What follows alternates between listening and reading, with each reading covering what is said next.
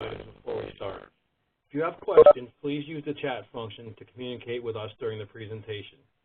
It is located on the right side of the screen. To ask questions or comment, please address it to the host, presenter, and panelists. You need to scroll up, and it should be the fourth choice down.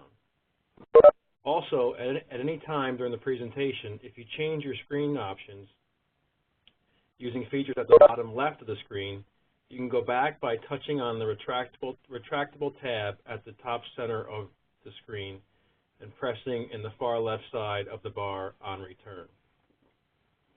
My name is Kyle Wilbur, and I am the State Program Manager for the Northern Border Regional Commission. This morning, you will be hearing from Christine Frost, the Program Director for the Commission. The Commission is a federal, state, and local collaborative that directs federal funding into a 4-state region of the northeastern United States. As a state partner, we work with communities in northern New York to identify opportunities for investment by the Commission. Christine and NBR staff are great partners in this process and are the ones who manage the contracts after project selection and have more information to share. Take it away, Christine.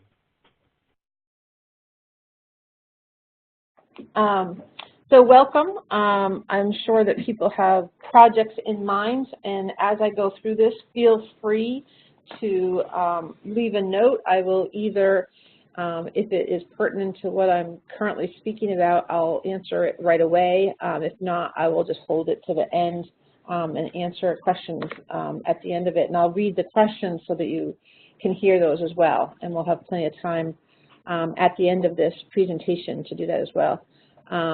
Again, Kyle let you know that my name is Christine Frost. I'm the Program Director here at Northern Border Regional Commission, and also explained well what Northern Border Regional Commission is. So I'm just going to get started here. There we go. Make that a little bit smaller.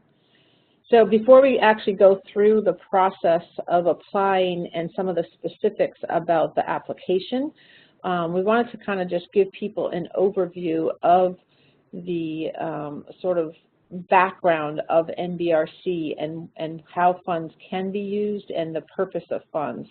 And I think this is important to kind of just let people know so that they can have a sense of how they're fitting into a bigger process.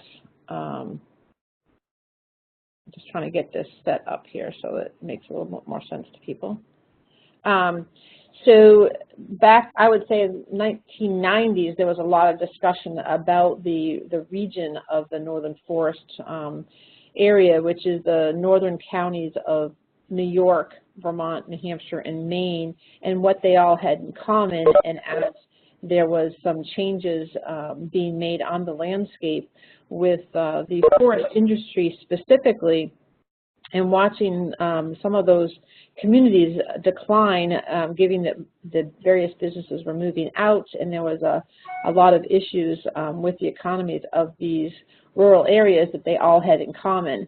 And over the years, all of these discussions have led to a number of initiatives, one of which was the creation of the Northern Border Regional Commission. We are modeled after what's called the Appalachia Regional Commission, and some of you may be aware of who that is and the work that they do, given that it is also in places in New York. But Congress set up NBRC specifically to address the public needs that are necessary to build capacity in order to move the economy of those regions in a more positive manner. And how did they do that? They actually enacted a law through the Farm Bill in 2008, which enabled the creation of Northern Border Regional Commission. And how these services, if you will, are in essence delivered is really a number of different ways. We are tasked with looking at the region as a whole, finding out what specifically needs to happen, what are the the various issues that need to be tackled, what are the demographics that the region has in common, those types of things. We're also tasked with developing a strategic plan, which was done a couple of years ago. We're in the middle of a 5-year strategic plan that will be revisited in the next couple of years to look at that again. But right now, a lot of the projects that we will be funding are really based on what's in that strategic plan. So I encourage you to look at our website and go to our strategic plan. There's a synopsis of it, so you don't really have to read the whole thing, but it will really give you a flavor of the types of things that we're trying to move forward.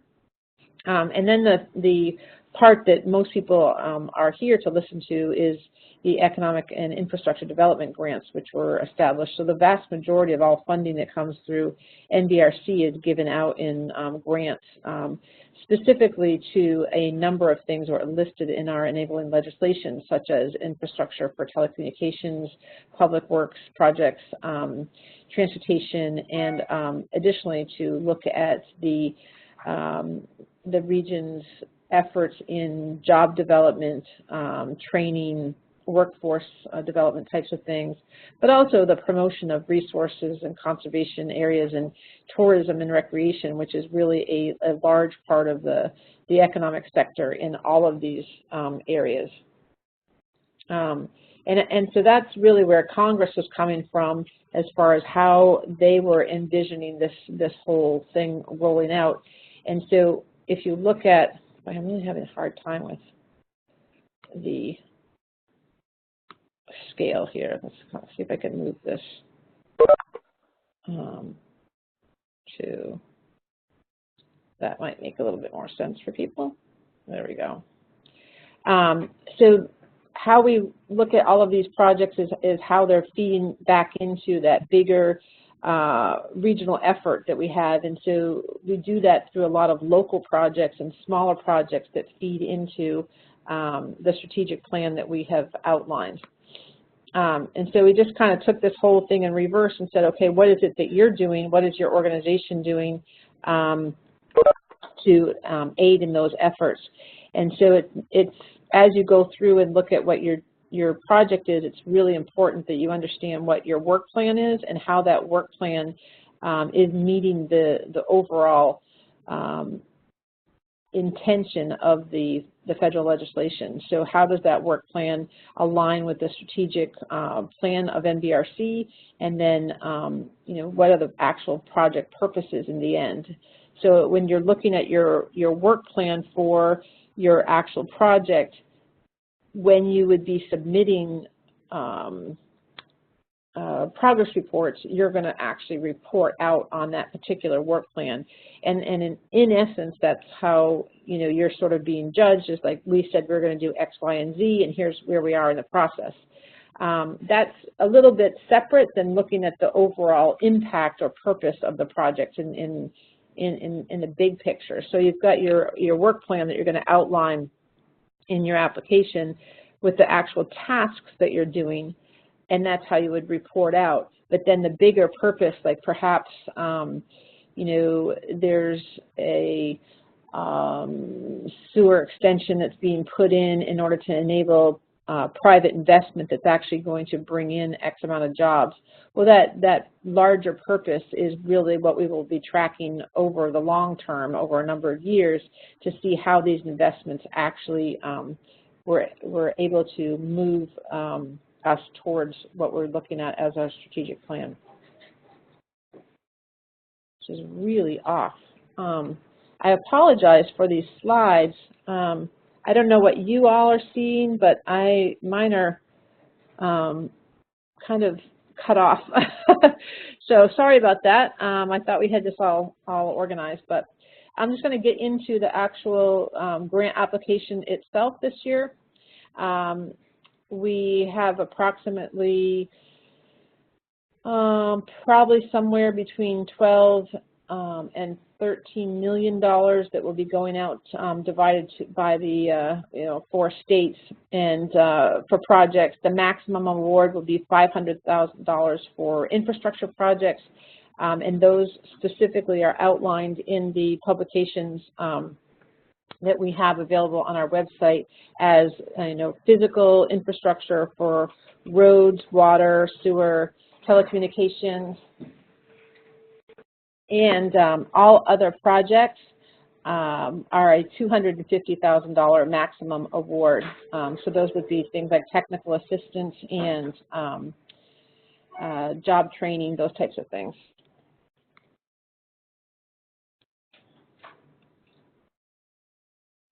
And if you could, John, if you can hear me, if you could just send me a quick note on chat and let me know how you guys are seeing this, so that, I'm not worried on this end about how you're viewing it. But, and just to kind of give people a little bit of background, NBRC between 2010 and 2017 have made approximately 152 awards to various projects in the 4 states, totaling $32 million. Of that, those projects, actually the scope of those projects as they were outlined produced an additional $82 million in match funds or other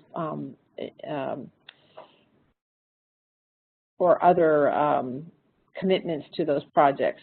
That provides us currently with about a 1 to 2.5 ratio. Our goal, you'll see in our strategic plan, is to do like a 1 to 3 ratio. So one of the things that the folks in New York may be looking at is, what is actually being leveraged by your project.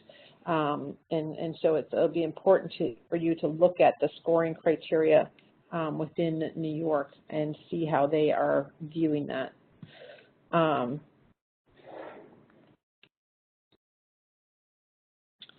This is the Northern Border Regional Commission that is actually outlined within our authority by Congress. It goes from Seneca County, New York, all the way through most of Maine. There's only 4 smaller counties in the Portland area of Maine that are not included, so pretty much mostly the whole state of Maine, a small portion of Vermont and New Hampshire, and New York obviously is a very large area, and you can see the counties within New York listed that are part of the NBRC region. So if you have a project that's located in this region, this is the region that we do serve. That does not mean that if there's say we do have some situations where a nonprofit may be located in a place like Albany, but they're providing service to those counties, and that's certainly fine.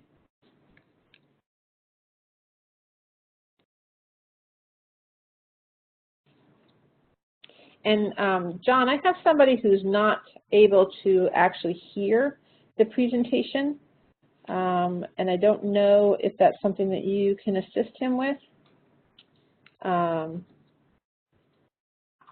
Is anyone else having issues with? Oh, I see.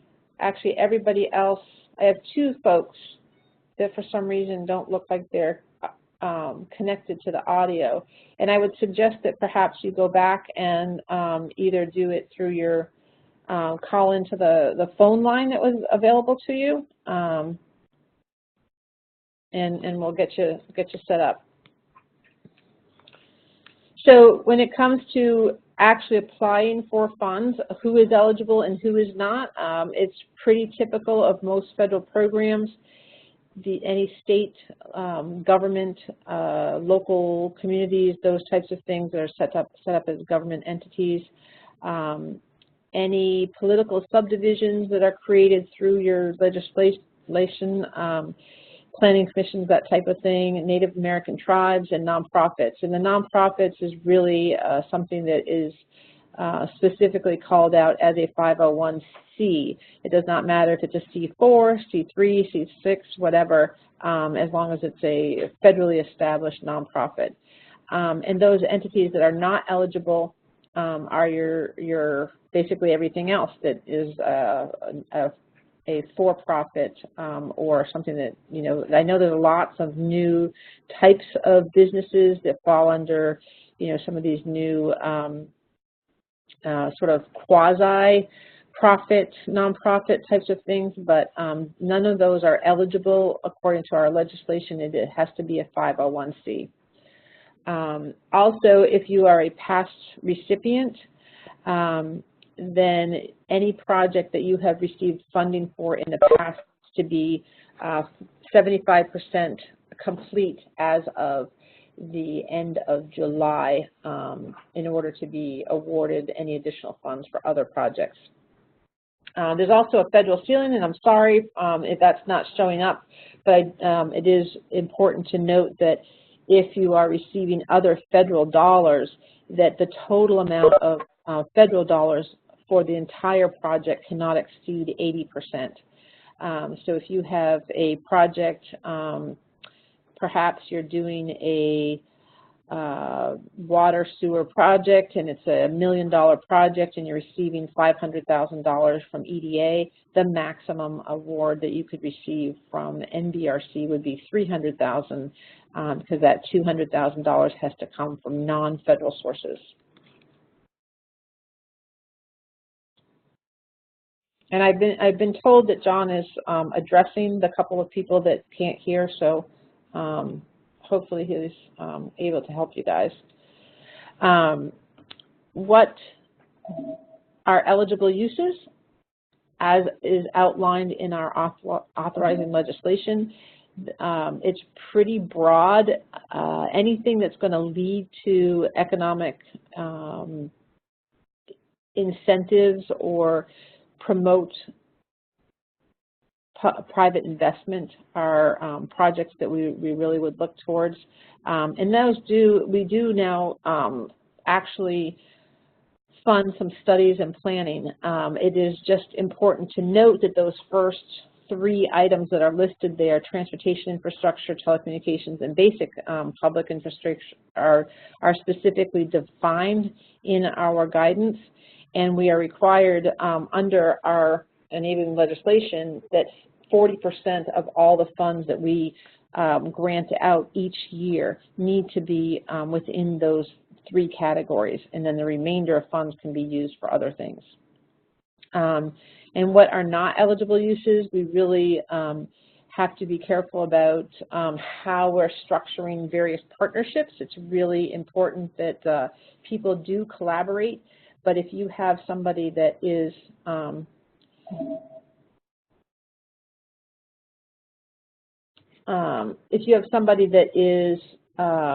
going to be applying with you for funds, they need to be a co-applicant and not wait until after you receive funding to say, well, we really want to have somebody else receive these funds as well. We can't just pass those to another entity that's not part of the application or the award process. I think we have a couple. Yeah, I would suggest to anyone who can't hear, because it looks like the vast majority of people can, is go to the top and do the test for the audio and go through that process. It looks like we still do have 1 or 2 people that aren't getting the audio. John's suggestion is to go to the audio at the top and do the audio test. And hopefully that's helpful. Eligible costs, bricks and mortar, training, education, all of the things necessary to implement the project itself.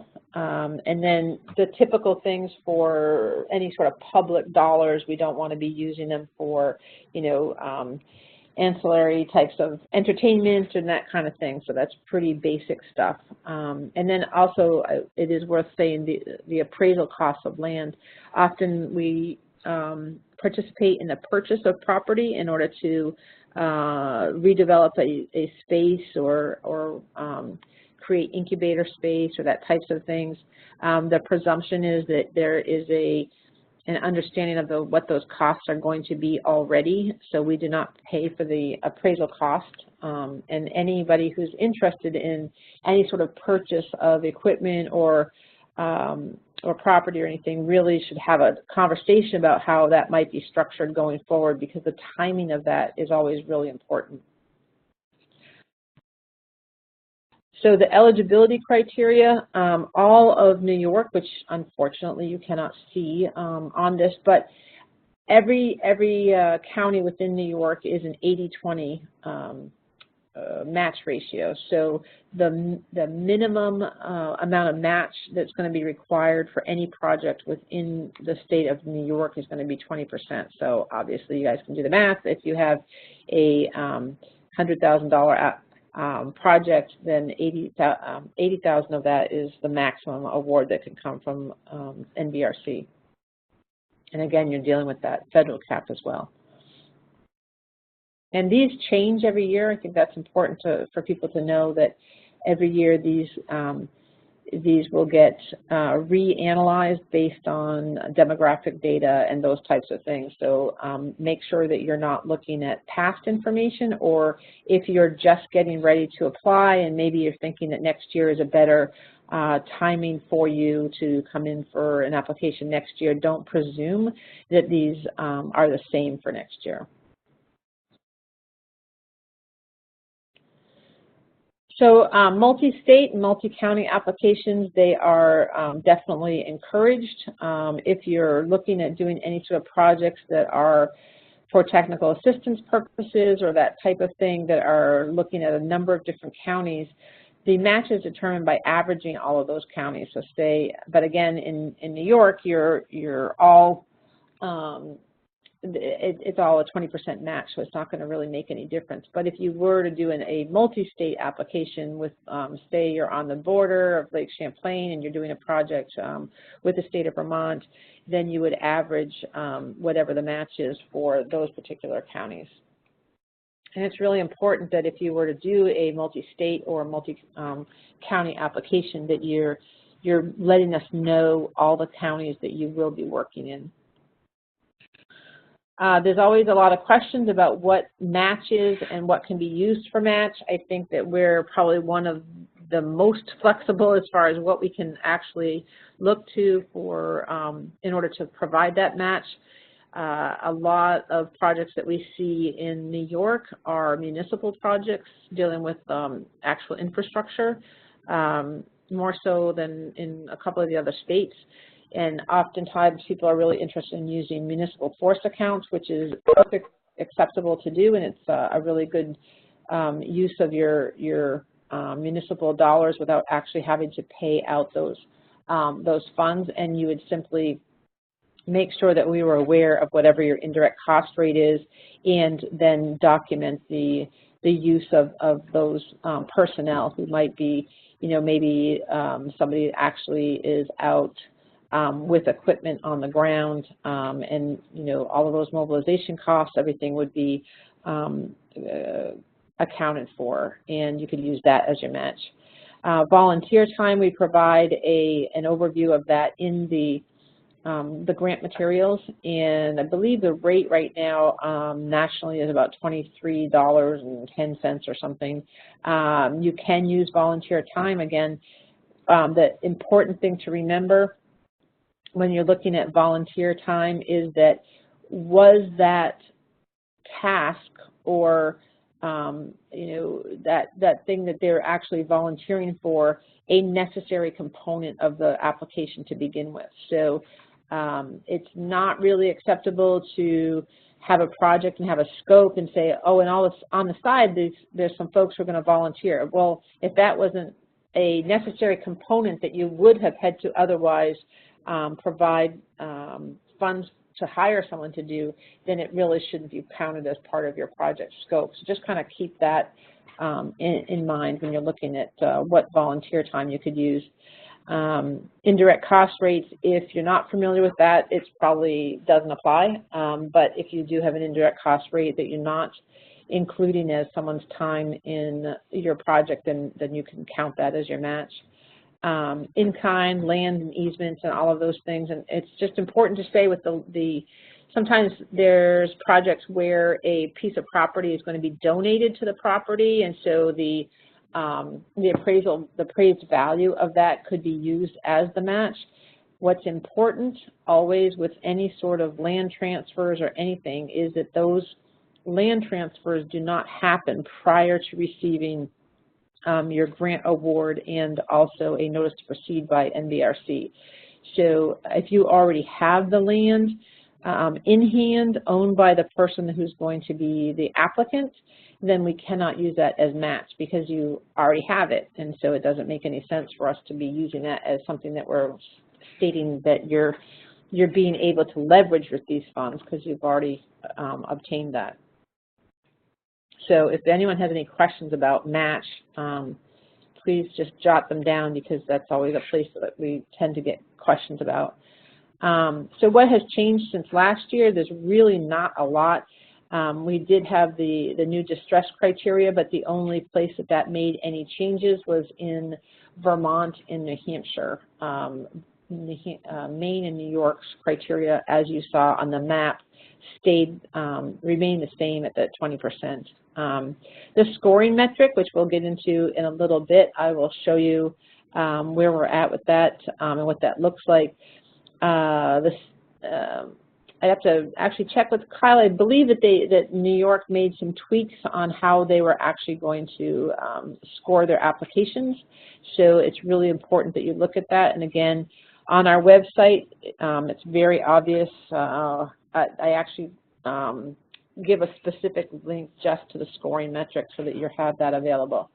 The dates this year, we are looking at a May 11th, 2018 application deadline, so that's in a month. So hopefully if you are applying, your scope of work is well defined by this point in time. That's when applications are due. The states will review those applications and provide recommendations to the commission, and the commission is slated at this point in time to make decisions on those applications late July. So if you will be applying, you should be notified by the first week in August whether you have received funding or not. And the definition of infrastructure. Last year there was a little bit of confusion over what could constitute infrastructure. So we tried to provide some clarity on that, and last summer at the commission meeting, they did vote on an actual definition, which you will find again in the application materials, the application manual. So this is the scoring metrics. You'll see it's a little small here, but it basically outlines how every state is going to be judging the applications. So the first 50% of the application is, the first 50% of the score is actually looked at from the overall criteria of the NBRC itself. So how well is this application actually fulfilling the strategic plan that I talked about at the very beginning? What components of it are actually meeting our mandates as far as the infrastructure piece and all of that. And then the other half, which is more important to you really, is the specific state criteria. Let me get to that. So in New York, and again, this is on our website because I myself cannot read this, so I would presume that most of you can't as well. But the New York has prescribed certain things that they are interested in as far as making sure that that the projects are meeting their statewide goals, and a lot of those are specific to looking at their strategic initiatives and whether the project is actually ready. I think project readiness for both New York and Maine is very important. So if your project is really in a developmental stage and you really needed to do maybe some preliminary engineering first and that sort of thing, then perhaps you're just at the beginning of trying to get your application ready for 2019. But definitely look at what those criteria for New York are that your application will be judged by. And that's just a little bit about Maine and New Hampshire. So this is the question we get a lot. Everybody wants to know, like, when can they actually start their project? it's really important that you're able to, again, scope out your project so it's really clear about what it is that you're trying to actually create and get accomplished by this application. If you're in the middle of a project, which came up a number of times a couple of years ago, I think that we've sort of moved away from it, but oftentimes we would get applications for projects that were 75% complete, but they still needed additional funds. That's really not the goal of NBRC. We're hoping that we're the initiator of projects and that we're able to bring in additional resources and actually incite new programs and projects in areas and enable them to happen where they may not have otherwise happened. So before you're actually able to start work, if you've got a project and you've perhaps done some preliminary engineering, you've got some things in line, you know where you're going, you really need to wait until you've actually been funded. And then once you're funded, you really need to wait until you receive a notice to proceed. And the reason why that we do this is because we don't want projects getting out ahead of themselves and not being able to actually pay for the project as outlined in the scope that you develop. So we really want all the project funding in line. The unique thing about Northern Border Regional Commission is that we have the ability to give you an entire year after you're funded in order to get all of your funding put together. So perhaps you're a municipality and you have a project and you apply to NBRC, and that really gives you some real leverage with the community. Now that the community knows that you have funding, you say, well, we're going to go to town meeting, or we're going to go to the city council, and we're going to get a bond that might bring in the remainder of the funds next spring. So you have that full year to put all that together, which I really, having done this for so many years on the other side of the table, trying to put projects together, putting all that funding can be really a daunting task. And so the NBRC is able to be sort of like the first fund in, which is quite unique for NBRC. Let's see, if you're, again, I think I already said this, but if you're in the middle of a project and this is sort of funding to help complete that project, it might not be the best funding source for you. What we've done in the past is perhaps there's a piece of that project that we could scope out that isn't really inclusive of the entire project, but we do need to make sure that any sort of procurement is meeting all the federal standards.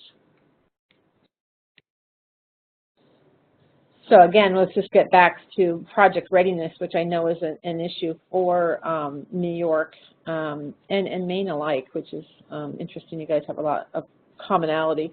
But what do you need to be actually prepared? You need to have all your match secured, again, by the end of September of 2019.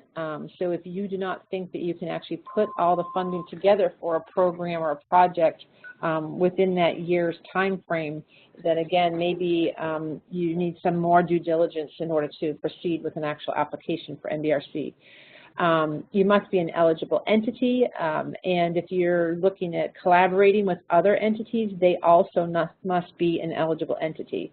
I've had a number of people that have asked, if we're a nonprofit and then our partner is a for-profit, can we do this? No.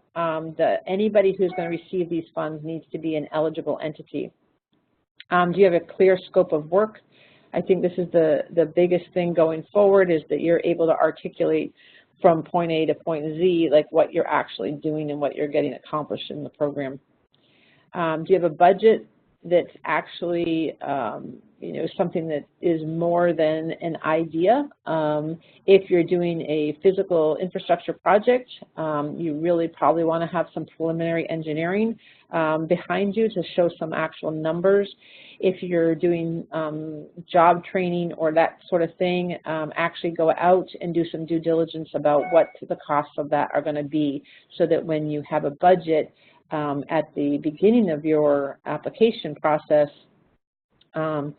when you're halfway through the actual project, your budget is still somewhat consistent with what you thought your costs were going to be, because NBRC actually grants out all of the funds that they have available each year. We don't have additional funds. If you have a project overrun, those funds will be on your end to be able to figure out where to come up with those. And this is probably the thing that is most difficult sometimes for people to really understand, is this whole idea of ownership and control over whatever it is that you're interested in doing. If you are planning, say, I think we had an application once that wanted to do a business incubator, but and they had an actual site and everything they were interested in, but they had no site control. They hadn't even talked to the owners of the property to see if they were interested in selling the piece of property. So understanding that you actually have the authority to do the work that you want to do, where you want to do it, is really important. And make sure that if you are, say, you're putting in a trail somewhere, that you have some sort of legal instrument demonstrating that you have authority to do the work on that property. And you may not necessarily be the owner, but perhaps you have some sort of agreement with the state if they own it, or with whoever owns the easement through a trail system or that type of thing. And if you have any questions about that, it's really, it's probably pretty it's probably pretty important to give Kyle or myself a call so that we can talk you through and make sure that sometimes there's things that you didn't really think about that we can help you through, and make sure that that's going to be a viable project for you. I have a question here that says, are salt storage barns a part of these grants? So I presume you mean for like a DOT or AOT, or whatever your Department of Transportation is within your state, or maybe it's a municipal storage shed. I would tend to find that to be a part of your transportation infrastructure, but it would be a question for Kyle in the state of New York to find out like where they may prioritize that. I'm not sure if that, again, it would be really important that you go and look at the prioritization that they have outlined about what it is that they're interested in applying, having people apply for and be awarded. So while it is something that is fundable, I'm not sure where that would fall on the prioritization scale.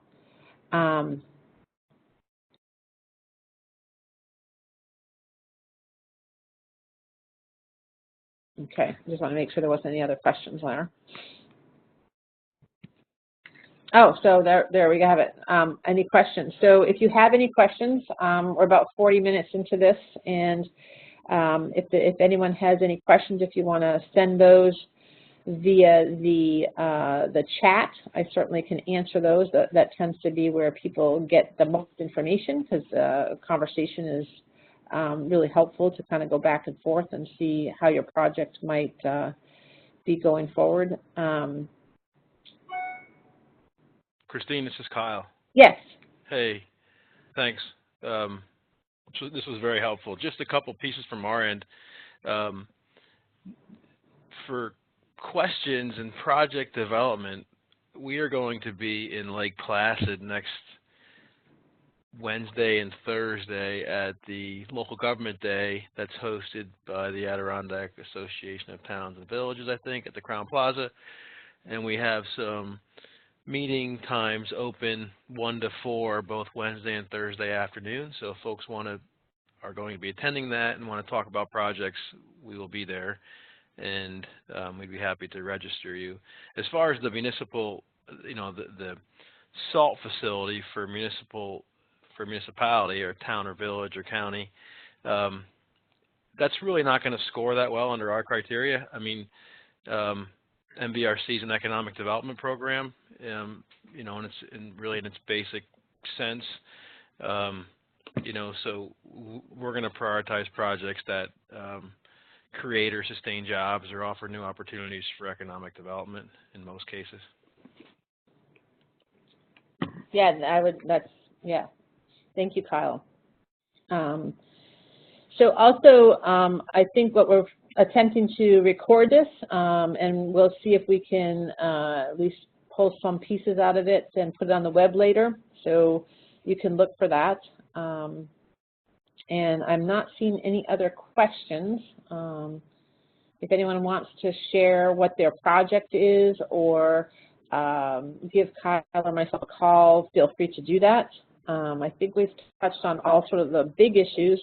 I know that the nuances of these projects are more complicated than what we've talked about here, but it kind of just gives you an introduction, and I would say definitely go to our website because we have tried to answer all the questions there and make it easy for people. There is a Q&A that we've written. Christine? Yes. Without too much detail, could you hit on the role of the LDDs? Oh, sure. So I think and how they work. Yeah. So in New York, I will say that it's a more difficult role because there's different relationships here and there. But basically, we are required through our legislation to work with and increase the capacity and support what's called a local development district. They typically are either your regional planning commissions or your local development districts, those types of entities that are sort of quasi-public, mostly enabled either by the state or sanctioned through some other federal source.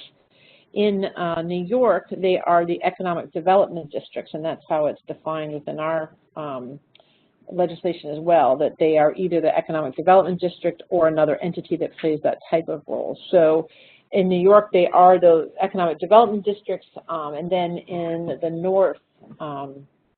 northern part, there is no economic development district, so we have sort of determined that the Development Association of the North Country plays that role for that part. But essentially, the vision, hopefully, in the future is that we are in a situation where they have much more hands-on access to help people with the whole process of project development and grant writing and all of that up front, but we're not there yet. Right now, their only role is to assist the recipients of grants through the grant administration process. So after you would receive an award, you would be able to have their assistance throughout the project to make sure that the procurement process goes smoothly, to make sure that project performance reports are done on time and that are connected to the work plan that you've outlined, and to assist with any sort of payment issues.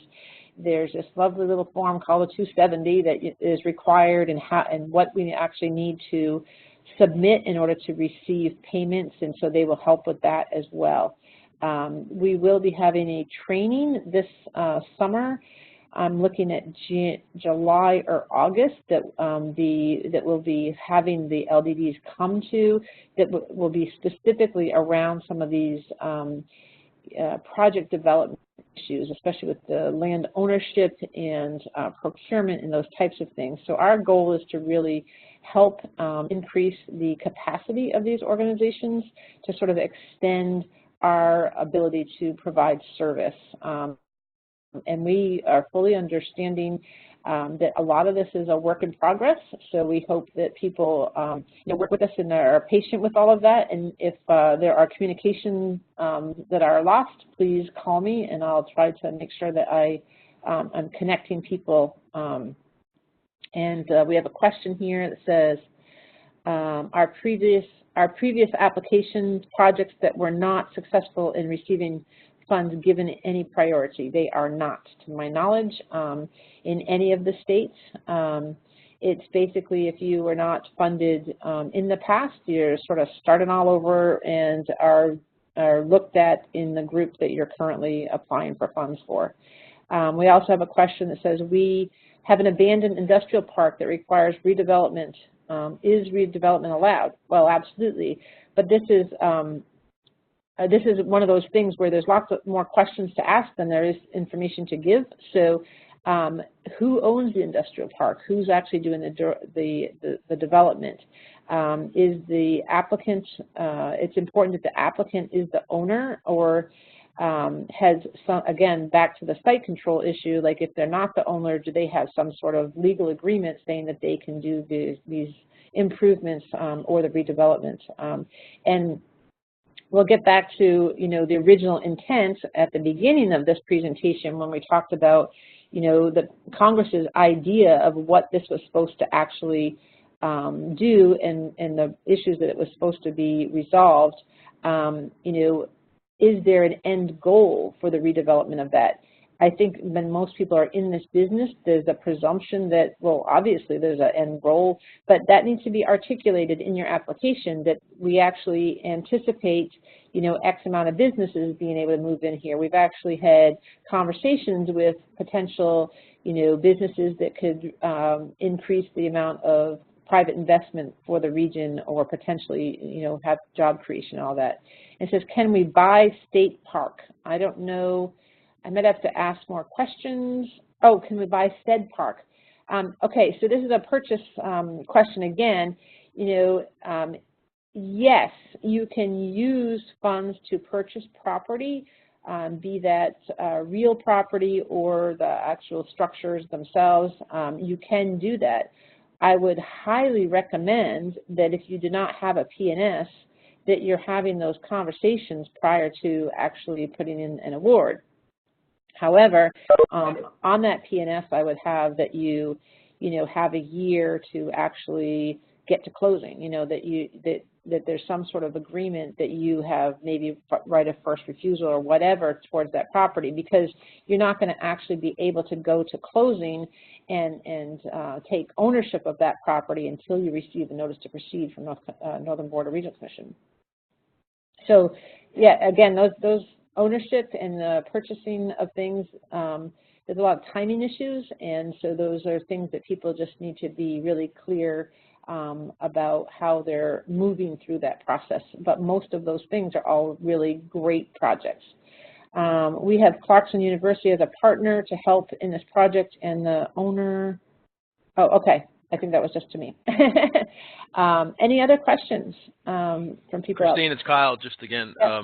Just a little color on New York's process. So last year I think we recommended 6 or 7 grants to the commission for funding, with a couple of standbys.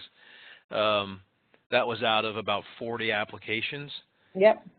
So it is pretty competitive.